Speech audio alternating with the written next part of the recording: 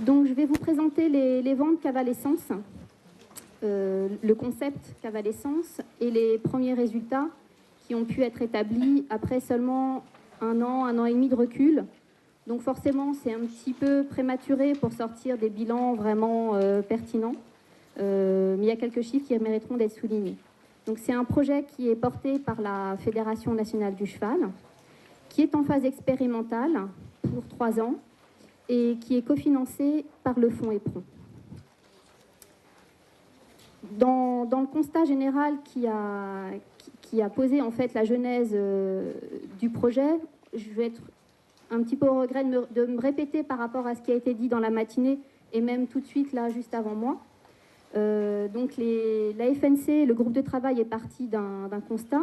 Un premier paradoxe d'abord, c'est qu'on a une filière équine en France qui ne cesse de se développer, avec un nombre de cavaliers de plus en plus important, des rayons dans les librairies qui s'agrandissent, des selleries qui s'ouvrent, des vents qui se vendent toujours mieux. Et paradoxalement, les éleveurs ont toujours autant de mal à valoriser et surtout à vendre leurs chevaux et leurs poneys. Donc ça, forcément, pour la Fédération nationale du cheval, ça pose un souci. Et c'est vraiment ça le constat qui a fait qu'on a voulu mettre en place ces ventes. On a également dressé le constat que le marché était particulièrement peu structuré. Et quand je vais parler ici de marché, je parlerai uniquement du marché constitué par les cavaliers amateurs. Donc, on entend par cavalier amateur ici celui qui pratique une équitation de loisir, donc qui peut être une équitation d'extérieur, une équitation en club, et aussi celui qui pratique une équitation sportive, mais à niveau amateur.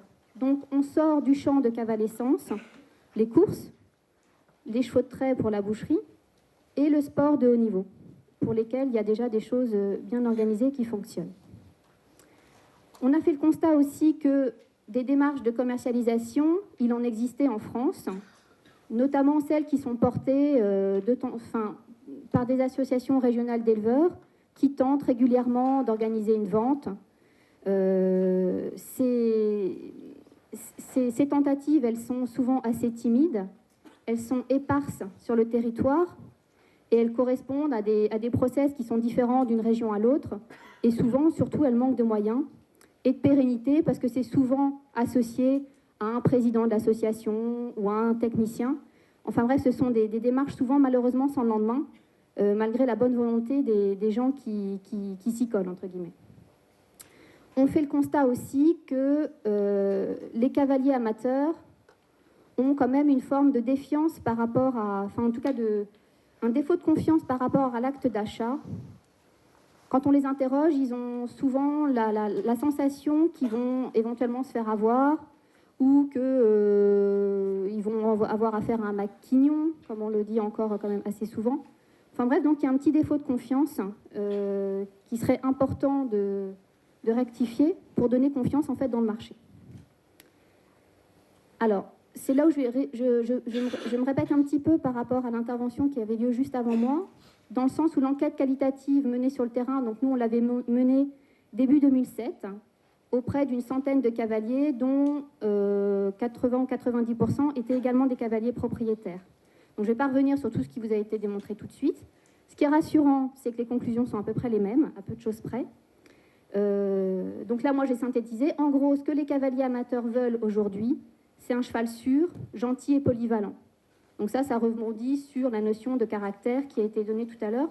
Et pour répondre à M. Lautier, pour le distinguo entre caractère et éducation, moi j'ai le sentiment que les cavaliers vraiment amateurs ne le font pas.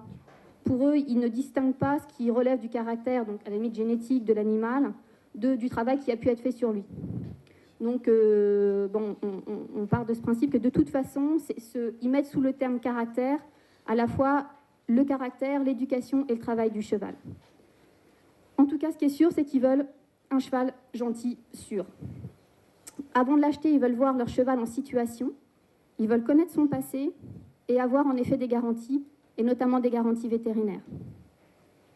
On a remarqué aussi que les budgets envisagés pour un même type de cheval varient de manière très importante. C'est-à-dire que, je ne sais plus qui en parlait ce matin, je crois que c'est Bernard Morin, mais la notion de prix dans l'esprit des cavaliers amateurs est quelque chose de très très flou. C'est-à-dire que 3 ou 4 personnes différentes n'attribueront absolument pas le même prix à un même cheval ou un même poney en face d'eux. Donc là, ça dépend de leur catégorie, ça dépend de leur passé, de leur expérience, etc. Et ce qui est très important aussi, et très positif dans cette enquête qu'on a menée auprès de cavaliers, c'est qu'à leurs yeux, les éleveurs, alors sans vouloir les vexer, mais contrairement à pas mal d'autres professionnels de la filière, disposent en fait d'un capital confiance vraiment important. Donc c'était important aussi pour nous de mettre cet aspect-là en valeur. Alors pour ce qui est du côté des élevages, et bon, les éleveurs qui me connaissent ici savent que je travaille plutôt pour eux, donc je me permets d'être un petit peu brutale peut-être dans les propos là, mais globalement quand même, on se rend compte que les chevaux et les poneys sont souvent pas assez préparés, ou en tout cas mal préparés par rapport à la clientèle que l'éleveur va être amené à côtoyer. C'est-à-dire que le cavalier amateur peu expérimenté a besoin d'un cheval paradoxalement beaucoup plus travaillé à la rigueur qu'un professionnel. Mais donc ça coûte plus cher et il recherche quand même un cheval moins cher. Bon, c'est comme ça. Peu d'éleveurs sont habitués à présenter efficacement leur cheval monté. Beaucoup même d'entre eux ne montent pas à cheval. Donc c'est souvent un petit peu le système D pour présenter le cheval ou le poney, le voisin, le fils, la fille, et de temps en temps, heureusement, le cavalier professionnel. Parfois aussi des difficultés même à le présenter en main. Peu d'éleveurs également sont capables de gérer efficacement l'essai du cheval ou du poney. Ça, c'est vraiment un point clé, parce que c'est le moment où le cavalier va vraiment se mettre en situation d'essayer le cheval, de se mettre avec lui. Et ça, c'est vrai que, bon, à leur décharge, c'est vraiment quelque chose de compliqué à réussir. Et mis à part les professionnels enseignants ou cavaliers professionnels, c'est vraiment un passage qu'il faut travailler. On constate aussi que les éleveurs ne sont pas forcément très à l'aise dans la relation commerciale et que globalement, ils maîtrisent assez mal les différents outils de promotion qu'il pourrait y avoir pour eux, qui sont les photos, le simple fait de prendre les photos de leurs chevaux un peu flatteuses, de tourner les vidéos, de mettre tout ça sur le web. C'est pas évident pour tout le monde, à la fois techniquement, mais surtout aussi en termes de temps, parce que souvent, donc, les éleveurs ne font pas ça à titre principal, et du coup, n'ont pas le temps de travailler très fortement leur aspect commercial. Voilà. Donc, ça, c'est un constat qui, je pense, est relativement partagé. La Fédération nationale du cheval, donc, à travers le concept cavalescence, qu'est-ce qu'elle cherche? Elle veut aider les éleveurs à valoriser et à vendre leurs chevaux et leurs poneys. Pour cela, elle cherche à mutualiser la promotion et la communication, qui sont les postes qui sont les plus importants mais qui coûtent cher. Et elle veut le faire en partant des besoins du cavalier d'aujourd'hui. Et on l'a vu aussi tout à l'heure, leur besoin à eux, c'est l'information sur les chevaux qu'ils achètent, une totale transparence, il faut que ce soit facile, et il faut que l'achat se fasse dans un climat de confiance. La FNC, avec Cavalescence, elle cherche aussi à professionnaliser la démarche commerciale des éleveurs. Donc, c'est-à-dire, on va les pousser à apprendre, ou en tout cas à préparer leurs chevaux, si possible à l'aide de professionnels, à se confronter aux attentes du client, à fixer un prix cohérent, et on revient toujours à cette notion du prix, à utiliser un contrat de vente, à éduquer leurs chevaux. Voilà, l'idée étant de les pousser vraiment vers un produit un peu plus fini qu'il ne l'est actuellement. Et de manière plus globale, et en référence au marché, et au marché, je précise bien toujours le marché du cavalier amateur, c'est offrir aux éleveurs et aux cavaliers une référence claire et rassurante dans ce secteur. Voilà. Alors, le concept en lui-même. Donc, comment Cavalescence donne confiance aux cavaliers acheteurs? D'abord, donc, on a dit que le cavalier, pour lui, le principal critère d'achat, c'était le caractère de son cheval ou de son poney. Donc là-dessus, on est parti de manière très pragmatique, en disant, voilà, on va systématiquement proposer aux cavaliers acheteurs une grille de lecture pour évaluer objectivement le comportement de son cheval, à pied et monté. On va également offrir aux cavaliers acheteurs une transparence totale du prix. C'est-à-dire que vous ne verrez jamais un cheval à une vente cavale-essence sans prix, ou alors avec une seule fourchette de prix. Chaque prix est fixé de manière très ronde, enfin fixe. Partant du principe que les cavaliers sont sensibles au capital confiance qu'ils peuvent avoir avec l'éleveur, du coup, on met en avant la relation directe qui peut se produire entre le cavalier et l'éleveur. Par rapport à leur volonté d'avoir un certain nombre de garanties, on va exiger des clichés vétérinaires pour les chevaux de selle d'un certain prix. Et puis, on va conduire la promotion de ces chevaux de manière assez professionnelle, dans le sens où chaque cheval fera l'objet d'une fiche standardisée, avec des photos, des vidéos, un mode de présentation bien précis, une identité visuelle, etc. Et on permettra systématiquement dans chaque vente l'essai des chevaux. Ensuite, on a vu que le cavalier voulait que l'achat soit facile. On a vu aussi, avec la personne avant, que les sites web étaient de plus en plus plébiscités dans l'achat. Du coup, une vente cavale-essence, c'est quoi? C'est à la fois une présentation physique, si possible dans une dimension locale, régionale, mis à part le Salon du Cheval de Paris. Donc c'est une vente collective, mais qui se prépare sur un site internet spécialement dédié à ça. Et le jour de la vente, les cavaliers peuvent être en relation directe avec un certain nombre d'éleveurs qu'ils auraient du mal à toucher, entre guillemets, ou à rencontrer en dehors de ces opérations-là. Alors, ce qui est nouveau là-dedans, c'est, à mon sens, de prendre en compte, pour une fois sans complexe, ce marché qui est constitué quand même en grande majorité de cavaliers amateurs, qu'on peut appeler des cavaliers de loisirs. Mais dans ces cavaliers de loisirs-là, moi j'inclus quand même ceux qui sortent en compétition le dimanche à petit niveau.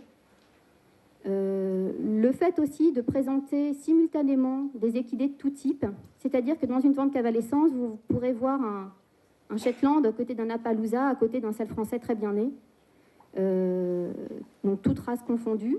Vous pourrez aussi voir des chevaux de trait, tous âges et pour toute discipline. Et pour pouvoir offrir cette gamme de chevaux, entre guillemets, les éleveurs, le conseil d'administration de la FNC a accepté d'ouvrir les inscriptions des chevaux, non seulement aux éleveurs évidemment en grande majorité, mais aussi aux marchands et aux centres équestres.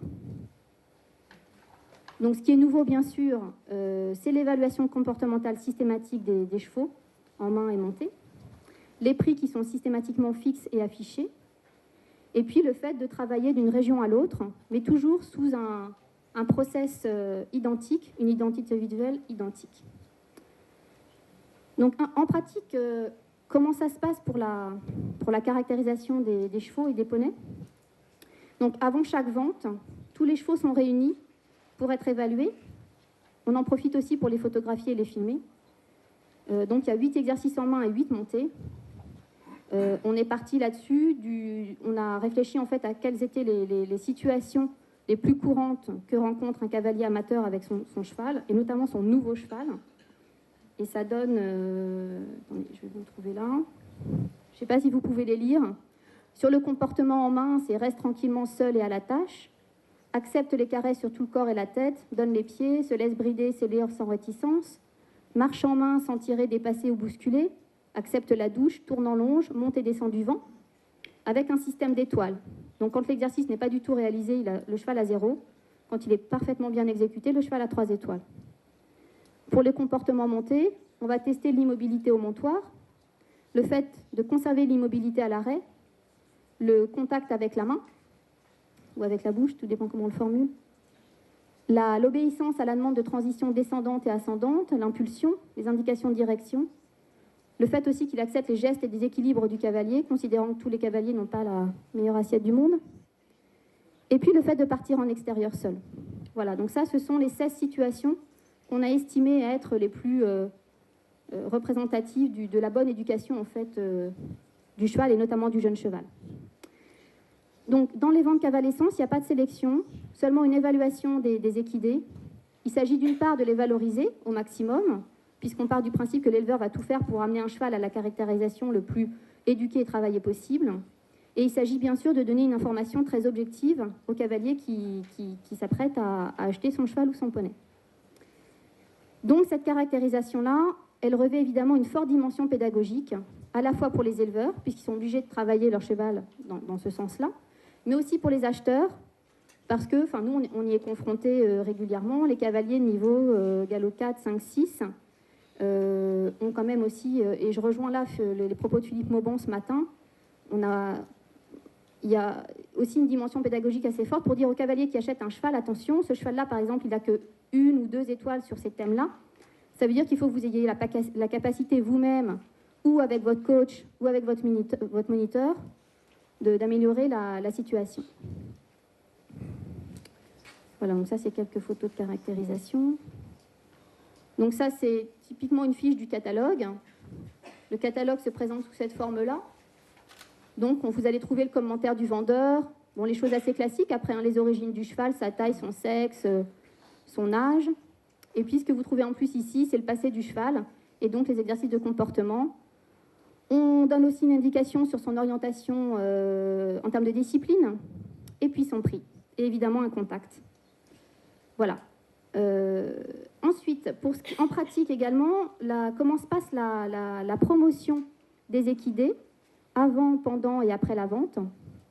Donc les fiches de personnalité, c'est ce que vous venez de voir, sont mises en ligne sur le site www.cavalescence.fr. Chaque vente est relayée en amont avec une campagne d'affichage, des relations presse, des insertions publicitaires, enfin tout le travail de communication classique relatif à un événement à la limite quel qu'il soit. Et puis le jour de la vente, donc des brochures sont mises à disposition gratuite du public. Les chevaux sont présentés, alors ça dépend des endroits, mais en général à la fois en main et montés. Et puis les essais sont possibles dans une carrière annexe pour les cavaliers qui sont intéressés. Et en général, les ventes en région donc, se déroulent sur une journée. Il n'y a qu'au Salon du Cheval de Paris où ça se déroule sur toute la durée du salon, donc sur 9 jours. Voilà, donc ça c'est le... Il y a un site internet dédié vraiment à ça, qui fonctionne toute l'année. Chaque vente faisant en fait la promotion de la suivante. Et donc avec différents menus qui aident aussi le cavalier à se poser les bonnes questions avant d'acheter sur la visite vétérinaire, comment est fixé le prix du cheval, où est-ce qu'il peut être hébergé après, enfin, etc. Voilà.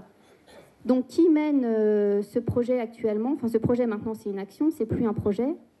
Donc la FNC, on l'a vu, pilote le projet sur le plan institutionnel et financier, avec un soutien du fonds EPRON pour 50% et avec des partenaires privés. Donc moi-même, qui gère en fait le URL Cavalescence, donc je m'occupe de mettre en place le concept, de l'ajuster au fur et à mesure des remarques des uns et des autres, de sa gestion générale, d'organiser, enfin, je fais le boulot. On a aussi des experts avec nous en éthologie, qui sont notamment des cavaliers professionnels plutôt jeunes chevaux, qui assurent la caractérisation des équidés. Et puis, en fonction des régions, donc les associations régionales d'éleveurs, les conseils des chevaux, ou parfois même d'autres organisations, accueillent l'événement. Donc, ça vient du terrain, c'est-à-dire que telle région qui va accueillir une vente le signale à la FNC, propose un lieu, une date, se mobilise pour le recrutement des chevaux, pour nous aider à recruter les chevaux à vendre, et appuie également la Fédération nationale du cheval dans sa recherche de financements locaux et dans l'organisation sur place. Donc, on peut essayer de dresser un premier bilan, même si je vous l'ai dit, c'est à mon sens très prématuré, puisque je vous l'ai dit en introduction, c'est un projet expérimental sur 3 ans. Avant 3 ans, c'est un petit peu compliqué de vraiment tirer des conclusions très, très strictes. Donc jusqu'à maintenant, 5 événements ont été mis en œuvre. On a commencé par une première vente à Tours, à l'occasion du salon Ferme Expo. Donc ça, c'était dans le cadre d'un salon agricole. C'était vraiment le coup d'essai, il y avait très peu de chevaux. Mais c'était bien pour roder le process. Ensuite, on est allé au Salon du Cheval de Paris à Villepinte pour leur première édition, à Villepinte justement, en décembre 2009. Et ensuite, ce sont les régions Alsace et Bourgogne qui ont accueilli les événements. Donc en Alsace, c'était ex-nihilo, il n'y avait pas d'autres choses à côté de la vente.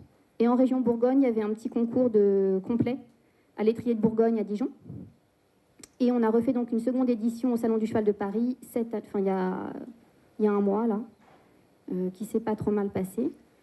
Donc en termes de chiffres, pour le moment, donc ces événements ont concerné une centaine de vendeurs, dont 70% d'éleveurs. Le reste est des vendeurs étant principalement des marchands ou des centres équestres, et un ou deux particuliers, je crois. En général, il y a 30 à 40 équidés par vente. Je mets la région centre à part, hein, c'était vraiment une première. Donc, on a caractérisé en tout 175 chevaux. Donc, une grande partie, évidemment, de chevaux de selle. Une quarantaine de poneys et à peine 10 chevaux de trait. Vous verrez, évidemment, qu'il y a une forte proportion de selle français. Et puis, les races étrangères et des races peut-être plus typées sport d'extérieur ou loisirs. Donc 7 percherons, les percherons étaient en force parmi les chevaux de trait, je ne sais pas pourquoi.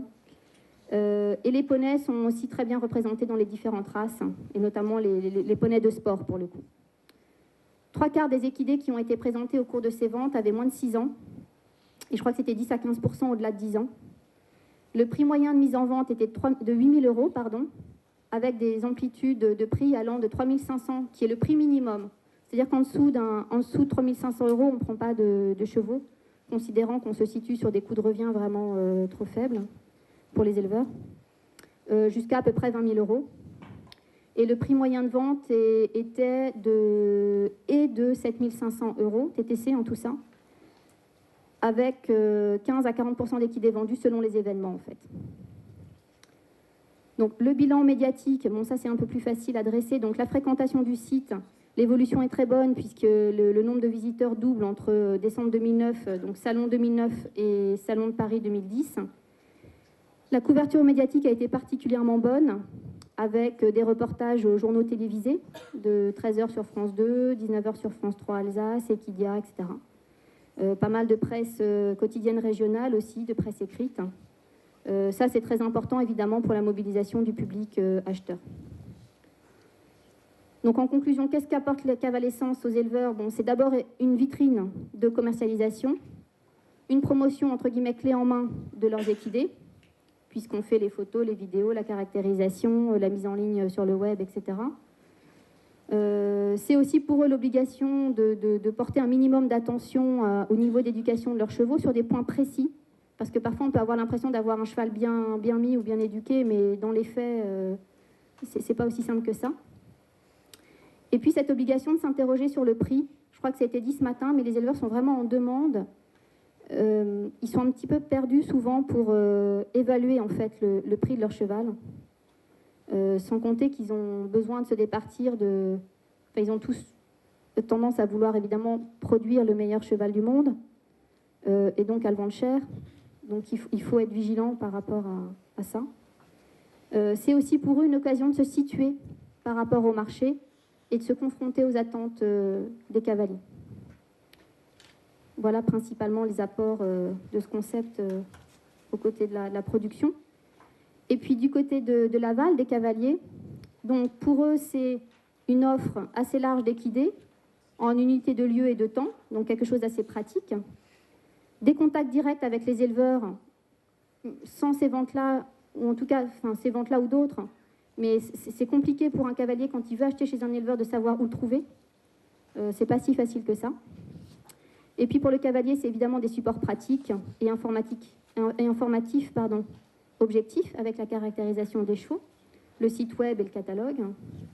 Et puis c'est aussi un lieu d'échange et de conseil pour un accompagnement individualisé, parce qu'on l'a vu tout à l'heure, beaucoup d'entre eux ont conscience, n'ont pas tout à fait confiance en eux pour réaliser l'achat de leur cheval, et ont besoin d'être, je crois que c'était encadré et accompagné, les termes qui avaient été utilisés tout à l'heure. Donc là, on répond à ça également. Bon, de manière plus générale, par rapport à la filière, ce sont des ventes qui sont vraiment fédératrices à l'échelle régionale, puisqu'elles mobilisent les éleveurs, évidemment les cavaliers, mais aussi les centres équestres, les marchands, les maisons familiales rurales aussi, qui s'investissent souvent à côté de nous avec leurs élèves pour la présentation des chevaux. Tout ça au service des futurs propriétaires, qui sont demain des consommateurs de services à l'échelle de la région. Donc c'est un événement porteur de qualité, puisqu'on essaie de faire les choses quand même de manière la plus professionnelle possible, de sens et d'image, et puis une animation et une promotion supplémentaire pour la région qui accueille, la région ou le salon ou l'événement qui accueille la vente. Voilà. Globalement, on a interrogé pas mal d'éleveurs et de cavaliers qui avaient pu acheter leurs chevaux à travers ces ventes. Donc le concept est plutôt plébiscité, non, et même largement plébiscité, en fait, sans vouloir ne pas être objective. Voilà. Merci.